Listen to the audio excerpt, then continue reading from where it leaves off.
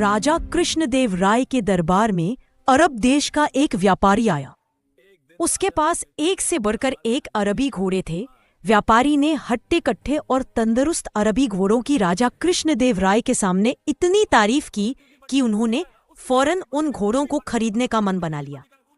अच्छी कीमत देकर व्यापारी से सारे घोड़े खरीद लिए गए। व्यापारी खुशी खुशी वापस चला गया। महाराज बहुत खुश थे तो समस्या खड़ी हो गई। सारे अस्तबल पहले से ही भरे हुए थे, उनमें नए घोड़ों को रखने का स्थान नहीं था। इस समस्या का निदान राजगुरु के सुझाया। राजगुरु ने महाराज को परामर्श दिया कि जब तक इस घोड़ों को रखने एक लिए नया अस्तबल तैयार न हो जाए, क्यों न एक एक घोड़ा हम मंत्रियों, दरबारियों और प्रजा में बांट दें। वे उन घोड़ों की देखभाल करेंगे और उसके बदले हर महीने उन्हें एक स्वर्ण मुद्रा दी जाएगी। महाराज को राजगुरु की ये सलाह जंच गई और उन्होंने वे घोड़े अपने मंत्रियों और दरबारियों में बंटवा दिए।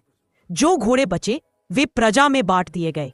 महाराज का आदेश था, इसलिए सब लोग चुपचाप घोड़े लेकर अपने अपने घर चले गए। एक स्वर्ण मुद्रा में उन घोड़ों के चारे का प्रबंध करना और उनकी देखभाल करना बहुत कठिन था, लेकिन वे राजसी घोड़े थे, इसलिए उनकी देखभाल में कोई कोताही नहीं बरती जा सकती थी। सब अपना पेट काटकर घोड़ों की देखभाल करने लगे। एक घोड़ा तेनालीराम को भी मिला। उसने वह घोड़ा अपने घर ले जाकर एक छोटी सी अंधेरी कुटिया में बांध दिया। उस खिड़की से तेनालीराम रोज शाम थोड़ी सी सूखी घास घोड़े को खिलाया करता था। घोड़ा दिन भर भूखा रहता था, इसलिए जैसे ही शाम को खिड़की से सूखी घास देखता, लपक कर उसे खा जाता। दिन बीतते गए और वह दिन भी आया जब अरबी घोड़ों का अस्तबल बनकर तैयार हो गया। जिन मंत्रियों, दरबारियों और प्रजा के पास अरबी घोड़े थे, उन्होंने चैन की सांस ली। इतने दिनों में घोड़ों की देखभाल के कारण सबके घर का बजट बिगड़ गया था। कईयों पर कर्ज चढ़ गया था। खैर, वे घोड़े लेकर राजमहल पहुंचे। इधर तेनालीराम जब राजमहल पहुंचा तो उसका घोड़ा नदारद था।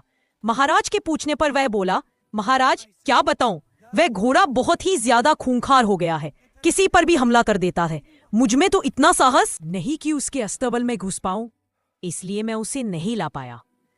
महाराज कुछ कहते इसके पहले राजगुरु बोल पड़े, महाराज, तेनालीराम की बात पर विश्वास नहीं किया जा सकता।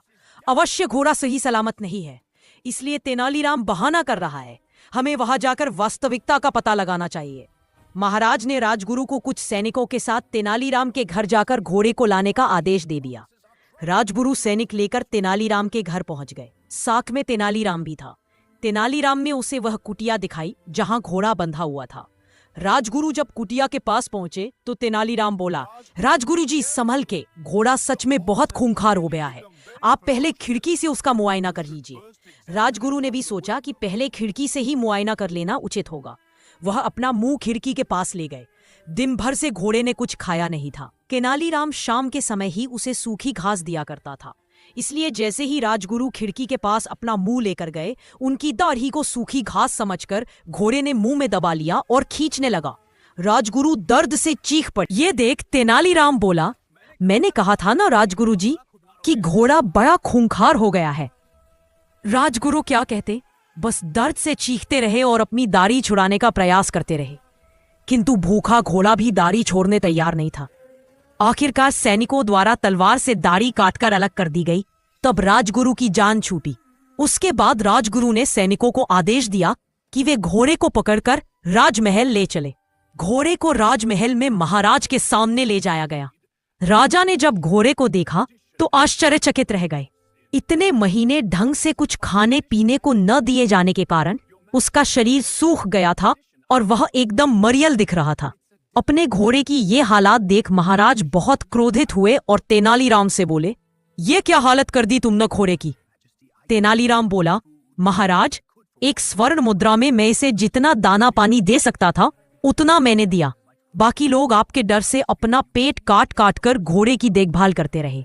वह आगे कहता गया, महाराज, राज्य के राजा का धर्म प्रजा की देखभाल करना है, न कि उन पर अतिरिक्त बोझ डालना। इन घोड़ों की देखभाल करते करते और उन्हें बलवान व तंदुरुस्त बनाए रखने में आपकी प्रजा दुर्बल हो गई है। आप ही बताएं महाराज, क्या ये उचित है। महाराज को तेनालीराम की बात समझ में आ गई और उन्हें अपनी भूल का एहसास हो गया। अपनी इस भूल के लिए उन्होंने सबसे क्षमा मांगी और उन्हें इन महीनों में हुए खर्चों की भरपाई भी दी। सीख, सोच समझकर निर्णय लेना चाहिए। जल्दबाजी या बिना योजना बनाए कोई भी बड़ा निर्णय लेना नुकसानदेह हो सकता है।